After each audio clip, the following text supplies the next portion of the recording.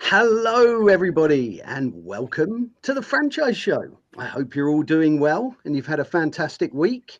This is the show where we get under the hat of some of the most important topics in franchising. So, what do? Each week, we take a new topic and a lovely guest, or two lovely guests in this case, and we have a deep delve into that subject. But this show is all about all of us as a community. It's a discussion as a community. So if you are here live, please join us with this discussion, put a comment up, and we'll have a go at answering it. And you can be the producer or the director of this show, because this really is about our community. So if it is 5:15 for about 50 minutes on the December the 10th, then it is live, and please put a comment up. And if you're watching this in the future, put a comment up about the conversation, because we can go back, we can have a look at it, and we can answer it in the future. It's clever, that, this is. Anyway, so today's topic is franchise recruitment consistency. And my two wonderful guests are regulars and are Penny Hopkinson and Nik Plevan. And it's fantastic to have my two great friends and friends of the show. Penny and Nik, welcome back to the Franchise Show. Hello, Harvey. Hello, Harvey. Well, great to have you here. We're going to recognise a few people that have joined us here live, but perhaps we could start off by all having a go at what consistency means to us in our sort of businesses and in the franchise world. And either of you can go first on that while I get on with recognising some people on the screen. Penny, ladies first. Okay. I think for me, consistency means uniformity, particularly when we're talking about a franchise. It means that you have a single thread that runs through everything that you do to make sure that replication is as near perfect as you can get it, as near faithful as you can get it in a franchise. I love that description. An absolutely perfect description.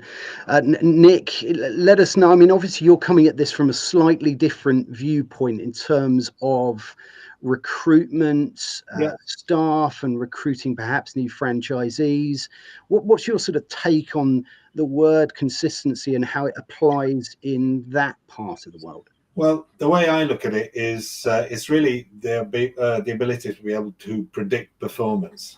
Because if you're consistent in recruitment, then the people you recruit will perform consistently in line with what you're expecting. And that's essentially what I've built my business on. Fantastic. Well, great descriptions of the word and a good place to start. And I think that's exactly it. You know, if you do something well and you find a way of doing something well time and time again, then that's where consistency comes into a business. And I think it's so relevant in the world of franchising. You know, people buy a proven model, and a proven model is doing something consistently, but learning and perhaps being flexible and adaptable as well. Before we get into things today, let's recognize the fact that we've got some people here live with us already today. So we have the ever wise Simon Wise. Great to have you here, Simon, as always. He loves that. He's very wise. And he's put, hello, franchise friends. Well, hello to you too, Simon. Great to have you here. And looking forward to hearing your thoughts on consistency and, of course, on recruitment. We have Nabsy's Chicken Pizza. I've had a good chat with Nabsy's. Fantastic chat, fantastic story, growing his chicken brand up in the northwest Liverpool area. So it's great to have you with us. Do put a comment in and let us know your thoughts on consistency as you grow your brand. We've got Bob Great to have you here, Bob. And Bob's put good afternoon, everybody. Well, good afternoon, good evening, and good night.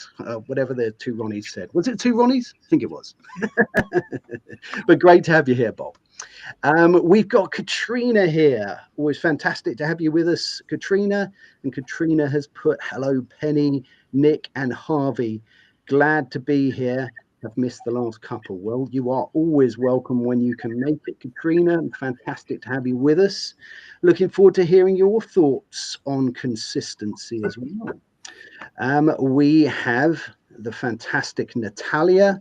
Natalia does a wonderful podcast all about franchising with Tim Morris and Kevin Ayres, the Franchat podcast. Do check that out. And she is also a resident legal beagle. So if you want some advice on that side of things, please reach out to Natalia. Natalia has put hello, Harvey, Penny, and Nik. Looking forward to hearing your thoughts. Well, we're looking forward to hearing your thoughts as well. We have Jody Reed here. Great to have you here, Jody. I met Jody at an event. She is all about compliance. And I guess compliance is doing things consistently the right way. So great to have your thoughts. Blimey, we've got a lot of people here. Popular show tonight. It's great to have everyone here. We've got Julie Waits here, and it's always fantastic to have Julie with us. I'm a big fan of her First Fridays and everything she does for our wonderful industry of franchising. And she's put, good evening from the island of Mallorca. Oh, you see, now that's made me jealous now. We were all talking about how cold it was. And Julie's sunning herself in Mallorca. Well, it's fantastic to have you with us. And she's put where it is 6:15 and has been sunny today. It's normally cold in the northwest, I think, for Julie. So it's been very sunny in Scotland all day, but it's just been blooming freezing. Excellent, good stuff. We've got 3 more people to recognise, then we will start to get into this fantastic conversation. We've got Tim Morris here. Just spoken about Tim, but Tim's put, evening Harvey, Penny and Nik. Great to be here. An important subject, one which I've just written a blog about. An aspect of this today. Oh, well, fantastic. Well, you're going to have some good thoughts about consistency then, Tim. So please pop in a comment and we will have a good chat about it. We've got Kyle Dakin from the US of A. Great to have you with us, Carl. Good friend of mine. I'm in a collaboration group with Carl. And he is an expert in all things funding. So, and he's put looking forward to the show. I'm looking forward to hearing your thoughts as well. And lastly, let's recognize the fact that we've got David Sweeney with us. And David's put good evening, or well, good evening to you, David. You're always welcome to the show. And looking forward to hearing your thoughts. And that's actually perhaps where we'll start, because David has put in a comment. So let's get into this. And David has put, I'm curious to hear thoughts on international development. Consistency is certainly challenging. This is really interesting. Perhaps, I mean, you can both give your thoughts, but perhaps Penny, coming at this from the sort of ops manual side of things, and when you take your business to other regions, immersing in different cultures, how can you maintain consistency whilst adapting to these different cultures? I think this is rather a difficult one because today we've got all sorts of things to think about. We've got the generations, and we've got a culture, we've got a language. And when I've written or helped franchisors create their operations manual, the one thing that they're very worried about is how to translate, not in language terms, but how to make the information fit other cultures and languages. And I think the way you do that is that you have a generic version, and it should be up to the master franchise or master licensee in the or the area developer to adapt and liaise with the franchisor on those changes that need to be made. I mean, the obvious one is the Middle East, the Arab world, where if you've got a food franchise, you obviously don't have bacon, and you need to adapt your menu. Mm-hmm. But as far as language is concerned, I think it's important to have a translation made in the country of origin or where it will be used, because I don't believe that it's as authentic to have it translated anywhere else.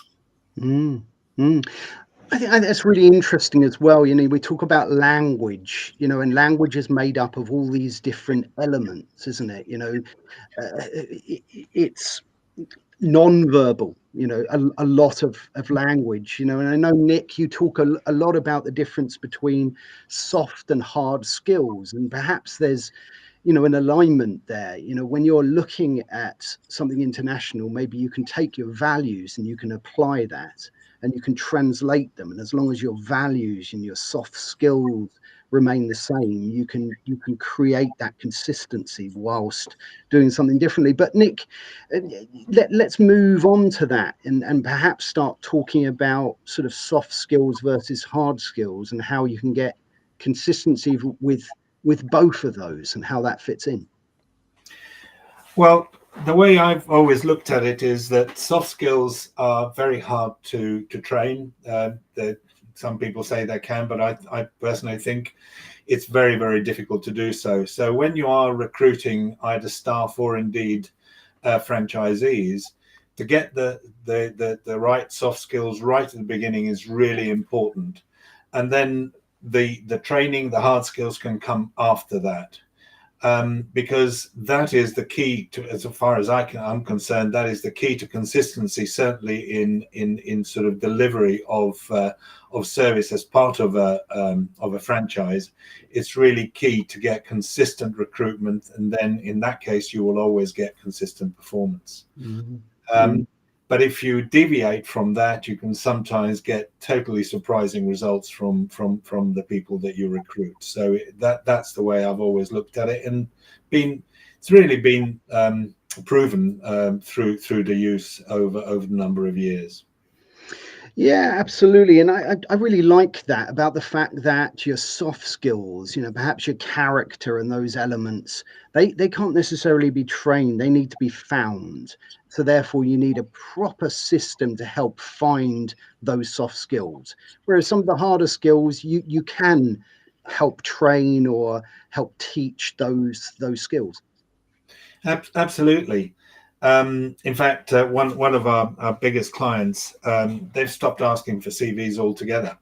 They simply recruit entirely on soft skills and then train the hard skills after that.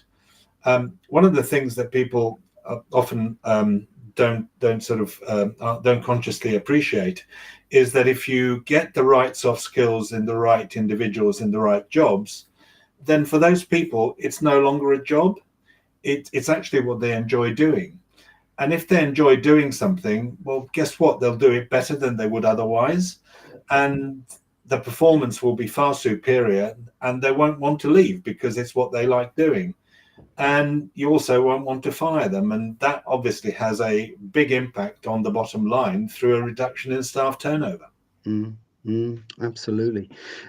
Let's take a comment here from Simon.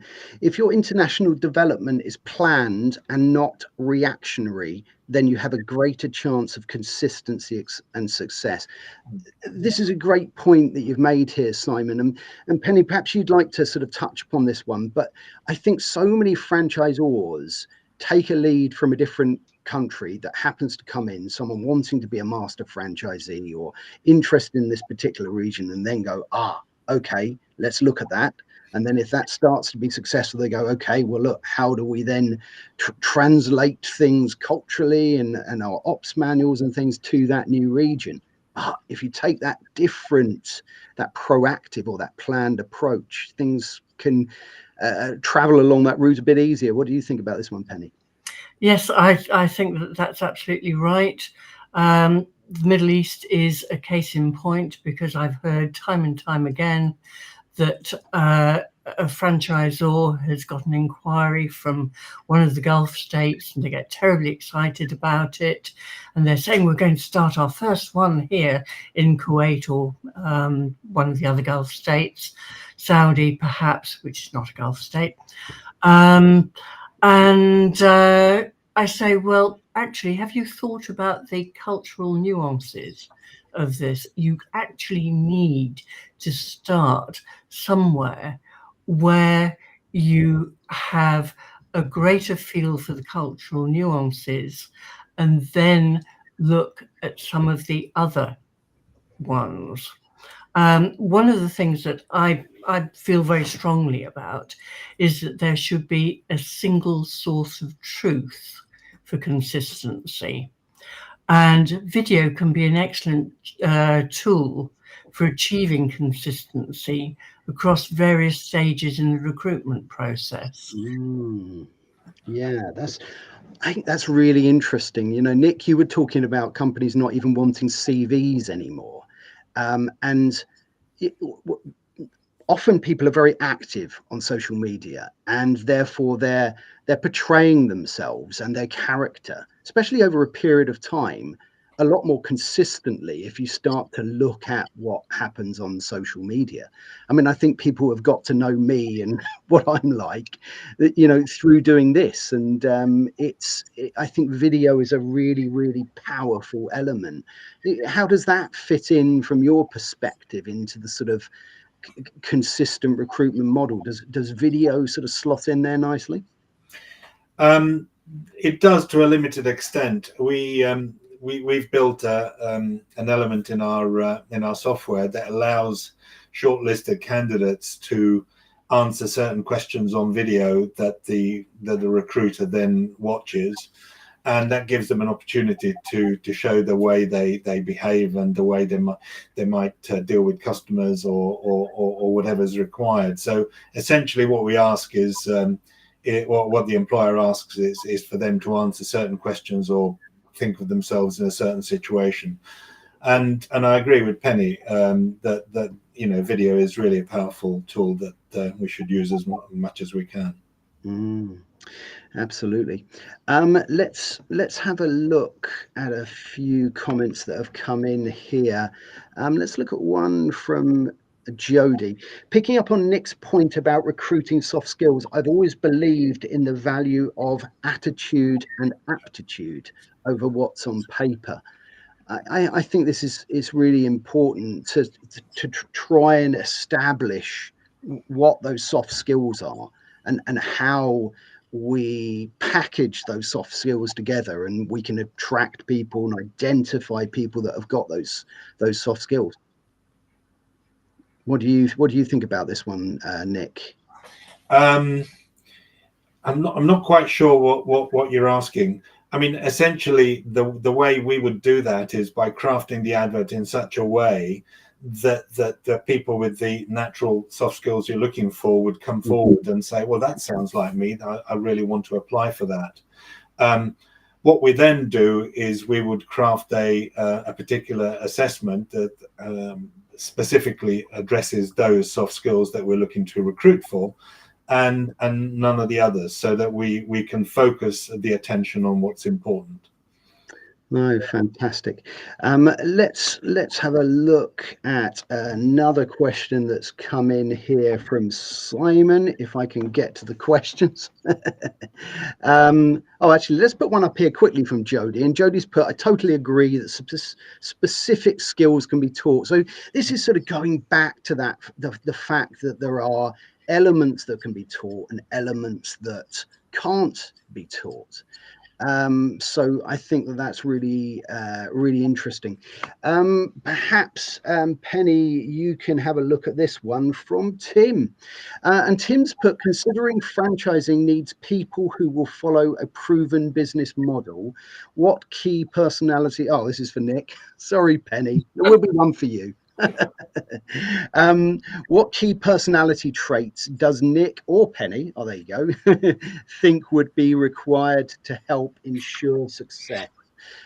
This is really interesting. And perhaps, Nik, you could talk from a staff recruitment perspective, and maybe Penny, you can start talk from maybe a franchisee or a franchisor perspective as to what elements are going to help create consistency. I mean, I'm happy to pick up the other point as well. If you're looking for someone who has to follow a process, we're looking for someone who has particular preference for structure, likes working in a structured environment, and it's important to assess that, and we can do that within the software. And I would say that's probably the most important one, because as I'm sure the questioner is aiming at, is if you get somebody who's too entrepreneurial, they'll just go off left field somewhere and not follow the process, and that is precisely what a franchisor does not want. Do you agree with that, Penny? Yes, I agree 100%. You need somebody who really likes to work with structure, and as you said, you don't want them entrepreneurial, because they'll go off and do exactly what they want to do. Little story from years ago. A franchisor went to do a visit in a part again of the Middle East, and found in the showroom that there was an area where there were a lot of cuckoo clocks going cuckoo, cuckoo all the time, and probably drove any shopper totally mad. But obviously that was not one of the items that was prescribed on the list of things to sell. So you can't just go what I call off-piste and have fish and chips in something that is non-English, for example. Yeah, it's absolutely the case. There are some clear cultural differences. So I'm going to pick up on something that you've said there, but this entrepreneurial element of it. And now we're going to be talking about potential franchisees, because I always think it's a real challenge, because as a franchisor, you're looking at attracting business owners who want to accelerate their growth by using a proven model and improve their chances of success. But often you're looking amongst a pool of entrepreneurial characters. And I think there's a constant fight between finding somebody who's got that drive and the desire, and that often comes with being entrepreneurial, but also that can follow a model. It's definitely a unique set of character traits, soft skills, isn't it? Really, it's tricky to find. It is, and I'm not trying to say that using a psychometric tool that's aimed at precisely the soft skills you're looking for is the answer to everything, because people are people, and we can't just sort of say, well, the tool says X and it will work every time. You have to use the tool to help you look at the specific characteristics that are likely to be either a positive or a negative, and after that it's down to the interview process and getting to know the people over time. So it's not as straightforward as it might be, for example, recruiting a frontline member of staff in a Starbucks or a Costa or whatever. It's not quite as simple as that, but it certainly can help point in the right direction. And it can certainly identify those people who perhaps should not be considered. If somebody is just not interested in working within a structure or following a process, then perhaps it's just not worth going further with that. Yeah, absolutely. Maybe this is when you think about consistency, maybe it's a matter of trying to sort of work out who isn't going to be consistent and who can't follow that proven model, because a proven model and consistency have a lot to do with one another. Or a brand, when you've got a brand, what do people want from a brand? They want consistency, don't they? They want the same experience. They've enjoyed the experience and they want the same experience again. It's the reason that, and I'm as guilty as anybody about sometimes going into a restaurant that I really love and I go there not very often and I have the same thing. I eat the same thing because I enjoyed it and it was lovely. And there's this a risk then of having something different and it won't be as enjoyable. So consistency is so important, not just in franchise businesses, but in every business. Yeah. And your team members have got to deliver that consistency, haven't they? Absolutely. That is key, as you say, in all types of recruitment, as far as I'm concerned, but even so much more so in franchising, because of the fact that you are expecting that consistency, because that's why you go there. In a little story from me, I went into a coffee chain just the other day, and it was quite noticeable that the service I was receiving from one particular staff member I'd not seen before was completely different from what I expected before. It was going quite brusque and irritable, and that's just not what I expected from that particular outlet. And I'm pretty sure that they hadn't used any sort of an assessment when recruiting this individual.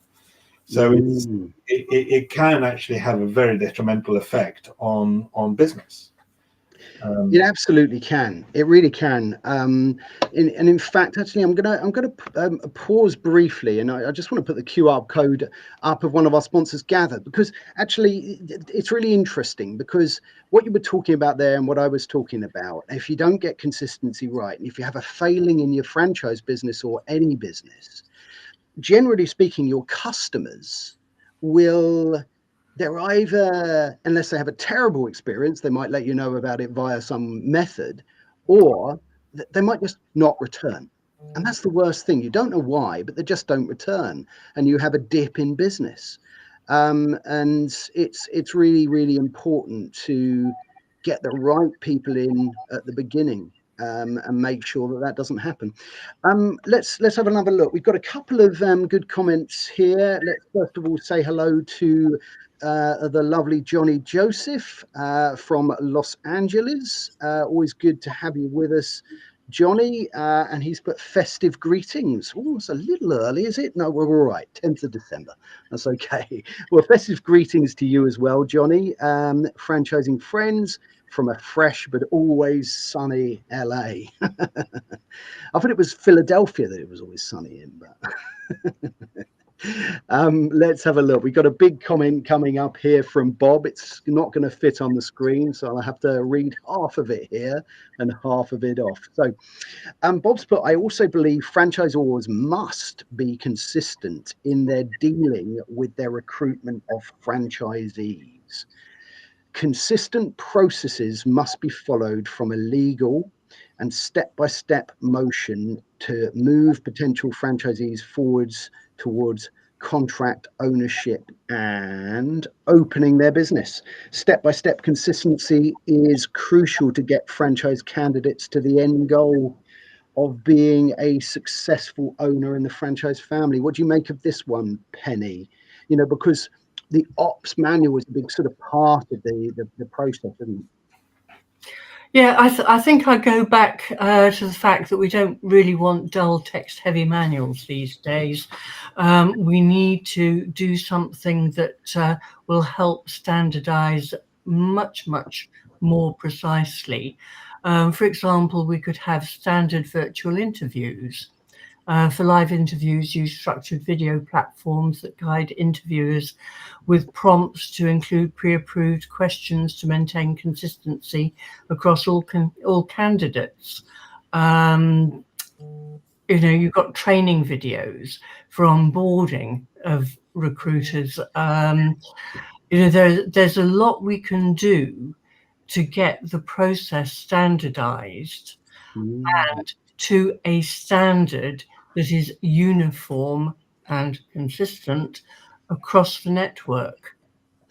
Absolutely. And I like what you're saying there. And, you know, franchise ops manuals don't have to be dull. And often what we perceive as dull documents, whether they're franchise agreements, no offense to the agreements, or the ops manuals, they are often text heavy, dull documents. But they're often like that to give some sort of consistency. You know, you give this great big book, it's the same every time you give it out. And I guess sometimes people are afraid when they try these other methods that they lose some of that in translation. But as you said, Penny, if you have preset questions to guide people, you can maintain consistency in a more interesting and engaging way. Yes, and of course, you know, the culture.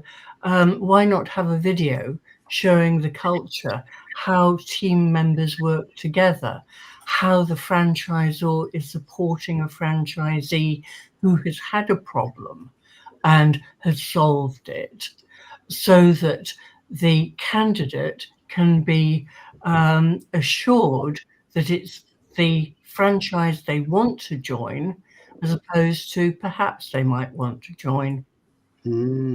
Yeah, what do you make of that one, Nick? I think that's really, really relevant and really interesting and important stuff. Yeah, I totally agree, and it's something that can also be done in recruitment of staff. As part of the recruitment process, there can be a video shown again, you know, how team members work with each other and with customers, and that again can be a positive encouragement to them either to apply or to say, well, it's just not for me. In fact, one of the things people often don't realize is actually deselecting people is quite important as well, because getting the wrong people to apply and giving them the opportunity to actually get hired can ultimately cost you a lot of money further down the line. Yeah, absolutely. It's very important, and not just staff, but also potential franchisees. You know, if you're a franchisor listening here and you get the opportunity to deselect someone because they're not fitting with your consistent sort of view of that particular person, whether that's soft skills, hard skills, or however they fit in, it's really important. We've got a few comments coming up here before we get to them. If you've just joined us, this is the Franchise Show, and today we are talking franchise recruitment consistency with the wonderful Penny Hopkinson. And look, I'm going to do her book. And is it going to be the right way around today? Just because you're on doesn't mean to say that you're going to get away with this. So here we go. Is it? It is. Fantastic. And we've also got Nik. Now, Nik, don't think you've written a book, so I can't bring that up, but you've got your lovely sign up behind you. So it's great to have both of you with us as strong supporters and sponsors of the show. I very much appreciate your support. I love what you both do. It's fantastic to continue supporting you both. It's an honor to have you on the show. Looking forward to many more times we can have a chat. So midway through, I'm going to thank you for being on the show. Very quickly before we continue, because we have got a few other comments coming up from Natalia, from Tim, and from Johnny. I've got a QR code up on the screen right now from another one of our lovely sponsors, SEO Samba. And if you'd like to please scan this QR code when you can, this is an opportunity for you to vote for people in the industry that you think are making a difference and promoting franchising in the right way. I'm not saying you should vote for me, but you can if you like. But there are some fantastic people in franchising, so please scan that QR code and bring others up around you that you think are doing a great job. So let's have a little look. We have got a comment here. Let's bring one up from Natalia. Natalia has put, having been in-house, I've observed franchise recruitment firsthand, and I'd agree that it is about consistency in the process, in measuring or assessing against the same parameters. What do you make of this one? I think it's really important to get those parameters right, whether that's for an ops manual or whether that's for a recruitment process. Either of you can take this one. Yes, I mean, the way we would do it is we would look at existing franchisees, and potentially assessing them against a number of factors and determining which ones are likely to be the most predictive. And then from that, we could create an assessment going forward for any future franchisees who are being considered. That's typically how we would do it. And we've done that with positions before now, not necessarily with franchisees, but certainly with looking for people for jobs, and the same concept applies whether it's a job or a franchisee. What do you think, Penny? Yeah, I agree totally. I can't really add to that because that's just exactly how I would have put it. Let's take an ops manual, and when we're talking about parameters, and when you're thinking about creating an ops manual, do you have a similar set of parameters that you can use to sort of mold and shape that ops manual? Is that an important part of the process? It is. I divide my manuals into 5 sections. One of them is people. And it starts with the structure of the franchise, and we look at the individual jobs and the roles and all the elements needed for those roles for that franchise. Yeah, that's really interesting. I mean, what elements do you think we can apply the term consistency to? You mentioned one of them's people. Are you hinting towards some other elements there that we can perhaps talk about here? I mean, there must be a few different things within a franchise business that consistency is so key to. Absolutely everything. You've got marketing and promotion. Consistency. You talk about presence on LinkedIn, Facebook, whatever, showing up consistently. Yes. Consistent message right across the board. All my manuals have consistent messaging so that for the people who actually read the manual, and that's usually anybody over 40, the rest are the YouTube, Instagram, TikTok generations, so they won't even pick it up.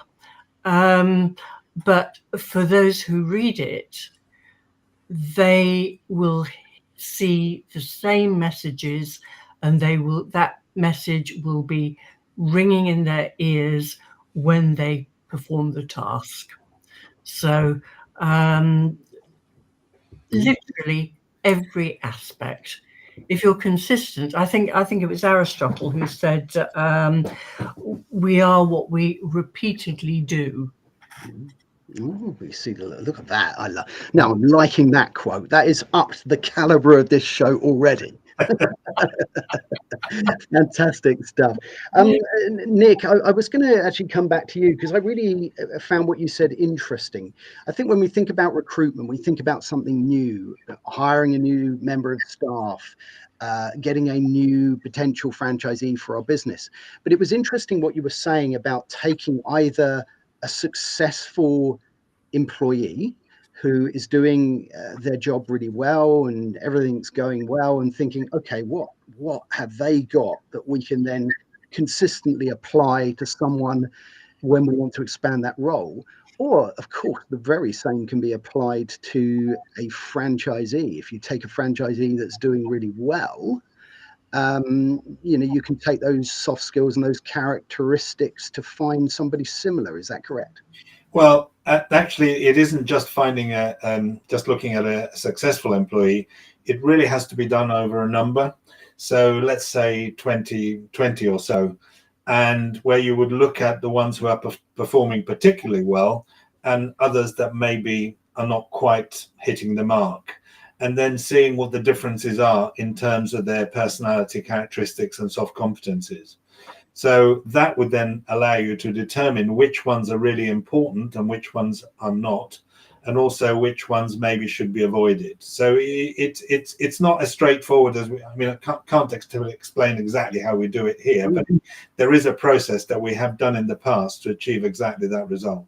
No, that's all right. You've got to tempt people, tease them, keep them guessing. Then that's when they scan your QR code, Nik. Excuse me. But no, that's fantastic to hear, and it's obviously something that will be really valuable for any franchisor listening, or any franchisees, or people that are thinking about employing staff in the future, to know that you can sort of apply these principles to help you repeat the process and keep things consistent. I was speaking to somebody, and I'm going to go off on a slight tangent here, but I was talking to somebody about locations, right? And the consistency of getting a location right. And that if suddenly a location dipped for some reason, that you can look at external factors that might be influencing that. Has the footfall dropped? Is the spend dropped in the area? Is there a reason? But that's external. You can do that. But you can also look internally as well as to reasons why these things might be happening. And I think that's so valuable to hear, that we can put that together as a service. And not only that, but if you get the recruitment right, and I'm going to go back to an example. One of my clients was using CVs primarily, and only CVs actually, for recruitment, and their staff turnover was sitting at 35%, which actually in that business wasn't horrendous. But since then, they've stopped using CVs altogether, and their staff turnover has dropped down to 25%, because they're doing it scientifically by looking at the soft skills and then training the people in this, with the correct soft skills. So they've got the raw material, and now they're training it the way they should. So it is actually a very significant improvement in their performance by doing that. Yeah, really, really good stuff. Let's recognize that we've got a few more comments, a few more people here. We are starting to come towards the end of today's chat. What's Tim said there?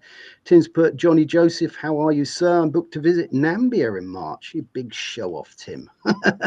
Sounds fantastic, though, and always good to hear you. Johnny has come back and put, Tim Morris, nice, my favorite location for kudu biltong. Enjoy. Well, that sounds delicious.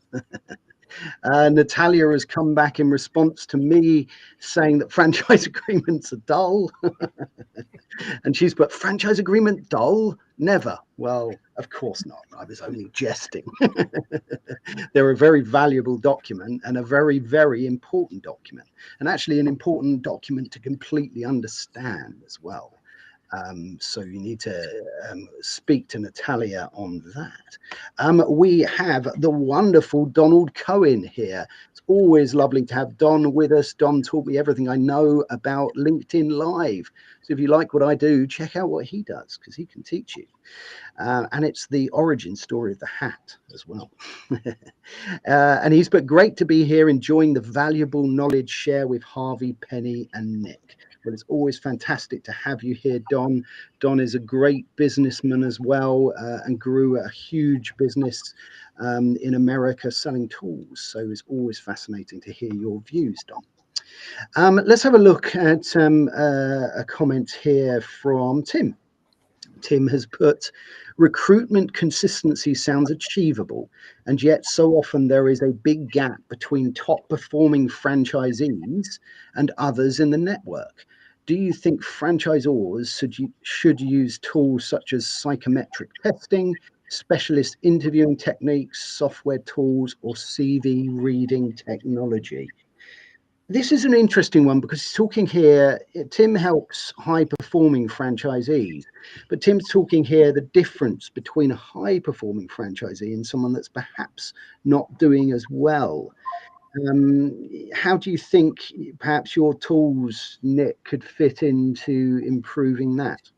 Well, I will obviously agree with the psychometric testing and interviewing techniques also, but I think I would warn, put a big warning sign against CV reading technology, especially these days when, the rise of AI means that you can now have candidates writing their own CVs using AI, and then having AI technology and software reading AI generated CVs. Not quite sure where that goes. But unfortunately, because of AI, in my eyes at least, it has devalued CVs, because you never know whether what you're reading is the candidate's own work or AI, or indeed some other company that's written their CVs for them. So I'm a great big skeptical about that, I'm afraid. No, it's really interesting actually, and I think one of the ways that you can avoid that is to to meet someone face to face and have a coffee with them as well, and really go old fashioned on it. But Penny, yeah, but you have to determine who you're going to have a coffee with. Well, yes, absolutely. You certainly dwindle that down. Penny, I'm going to actually move to you quickly on this, on the AI front, because I completely get what you're saying, Nik, that you should exercise caution using AI in this part of consistency. But AI, of course, calls upon a information source. Now, using AI to call upon a sole information source that is, let's say, an ops manual, right? Everything that's within that ops manual, or even a franchise agreement, everything within there has been written by and approved by a franchisor. So would you say that it has merit or it has value to use it if you control that information source correctly? Absolutely. AI should always be used ethically. And it should always, AI cannot come up with your culture, how you do things around here, your key messages. So you can use AI to structure parts of your manual. You can get it to create a standard operating procedure. In fact, I've got a little chat bot that I've trained to do that. But it won't be, if, for example, it's a fast food franchise, it will be a fast food franchise, but not the fast food franchise. So you can get the manual created quicker, but you must always remember to personalize it with your voice, which again, you can train AI to write in your voice and ensure that all the parts of the manual are in the same voice, the same tone. You won't get that. You won't get that personalization from them. I think you're right. It's use it with caution. Use it as a tool. There's elements that it can do, and there's elements that it can't do. And Nik has got a fantastic piece of software. It's another tool, and it can be used for one part of the process. And AI can slot in, and I just agree with what you're saying there, that it should be ethically used and in the right way. So, I think if you remember that AI has no soul. That's maybe feel a little sad now. Oh, poor AI. Yes, AI has no soul. It does not. It does not think. It learns. Yes. Yeah, absolutely. Well, look, it's been a fantastic conversation. It's a conversation I think we need to continue, which in Penny's case, we're going to continue next week as a conversation, but we definitely need to continue this one. It's been a really valuable and interesting conversation with me.